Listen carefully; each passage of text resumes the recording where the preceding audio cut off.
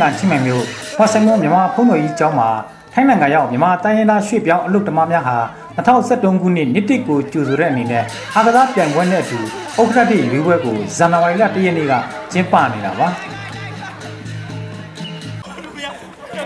အခုလိုအာကစားပွဲကျင်းပရတာနဲ့ပတ်သက်လို့ဥက္ကဋ္ဌအဖြစ်ဒုတိယတက်တန်းကိုရွေးချယ်ခံရတဲ့ကိုစိုးဝင်းကကျွန်တော်အတင်းတီထောင်ကြီးနှစ်ပတ်လည်အခမ်းအနားနဲ့လူကျွန်တော်တို့ဒီလူကြီးပြန်ရွေးပွဲပေါ့လေပြုလုပ်တဲ့အတူနောက်ကမြန်မာနိုင်ငံသားတွေအတွက်ပျော်ပွဲရွှေပွဲလေးတွေကကိုယ်နိုင်ငံမှာမရှိတဲ့အခါကျတော့ဒီမြန်မာနိုင်ငံလုပ်ဖို့ခက်ခဲပါတယ်အဲဒါကြောင့်မို့သူတို့ရဲ့တနေ့တာကာလပြင်ပန်းသမျှကိုပြုတ်ပြတ်သွားအောင်လို့ဆိုပြီးတော့ကျွန်တော်တို့အနေနဲ့နေ့တစ်မြင်ကာနဲ့အတူအားစားပြိုင်ပွဲကိုကျင်းပပေးတာဖြစ်ပါတယ်ထိုင်းနိုင်ငံရောက်မြန်မာတိုင်းရင်းသားရွှေ့ပြောင်းအလုပ်သမားများအားဥက္ကဋ္ဌကိုစိုးဝင်းကအခုလိုတိုက်တွန်းမြစ်တာရခံခဲ့ပါတယ်ကျွန်တော်အနေနဲ့ဒီဗမာလူမျိုးတွေရဲ့ကိုယ်ကိုယ်ရာချင်းမိုင်မှာရှိတဲ့ဘုန်းကြီးကျောင်းတစ်ကျောင်းကိုဝိုင်းဝန်းပြီးကုညီဆောက်ရှောက်ပေးပြီးတော့တကားတည်းတော့လိုအားဒါန